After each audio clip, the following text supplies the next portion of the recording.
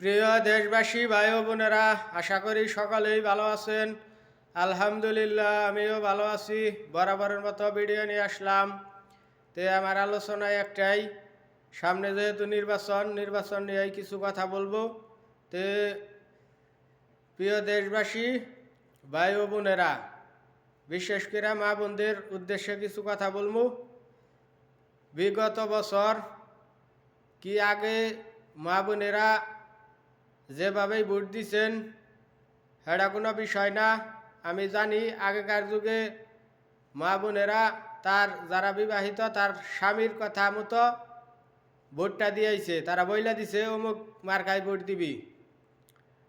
এখন আমি মা বোনদের উদ্দেশ্যে বলবার চাই, আপনারা নিজের বিবেক খাটাইয়া ভোটটা দেন জানি ন্যায় এবং ইনসাফের পক্ষে। আপনার স্বামী যারা মনে হয় হেটা বইলা দেখ অসুবিধা নাই, সে টাকা পয়সা খেয়ে তার দলের পক্ষে কথা বইলে ভোট দেওয়ার কথা কুক, তা আপনারা মানবেন না। আপনারা দেখবেন যে আপনাদের নিরাপত্তা দিতে পারে কারা, সঠিক মর্যাদা দেয় কে, তারে ভোটটা দেন জানি, এইটা আমার আহ্বান। আর প্রিয় দেশবাসী ভাই বোনেরও সবাইরে আমি জানাবার চাই, ছেলেদেরকেও আপনারাও নিজের বিবেকটা খাড়াইয়া দেহন জানি যে কে আপনার উপকারে আসবো, কে দেশপ্রেমিক, কে সৎ ভালো লোক, তারে ভোটটা দেন জানি। কারণ ক্ষমতা চিরস্থায়ী না। তারপরে বিশেষ কথা হলো, বিশেষ করে ধরেন আপনি এক পদের লুকি পদ পাইলেন, নেতাগিরি করলেন, সবসময় আপনার ছেলেমেয়েরা আপনি নিরাপত্তা দিতে পারবেন না। আপনার ছেলেমেয়ে কোনো এক জায়গায় গেল, আপনি যদি দুর্নীতি করে দেশটারে দুর্নীতিদের হাতে উঠাই দেন ভোট দিয়া, তাহলে আপনি নয় নিরাপদেই থাকলেন নেতা হিসাবে, আপনার ছেলেমেয়েরে তো আর সবাই চিনব না। এমন এক জায়গায় গেল, তারে চিনল না, দুষ্কৃতিকারীরা আপনার ছেলেমেয়েরে ক্ষতি করে হালাইল, তখন আপনার টাকার মূল্য বেশি না সন্তানের মূল্য বেশি? দুষ্কৃতিকারীরা কেউরে মানব না হেসুম। এই জন্য প্রিয় দেশবাসীর আমি আহ্বান জানাই, আপনারা সৎ ও যোগ্য লোকরে ভোট দেওয়া নির্বাচিত করেন, নিজেও শান্তিতে থাকেন, পুরা দেশবাসীরা শান্তিতে থাকতে দেন।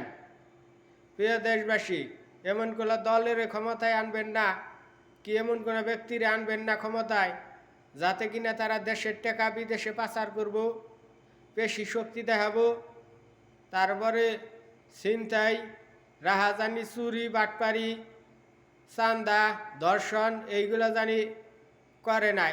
এই সমস্ত লোক ক্ষমতায় আনবেন না।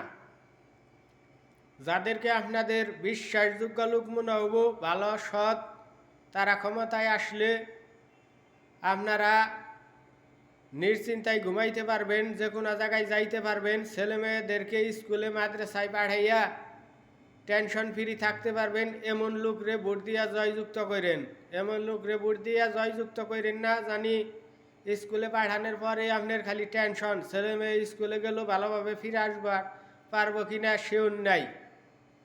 প্রিয় দেশবাসী, সবারই বিবেক বুদ্ধি আল্লাহ দিয়া দিছে।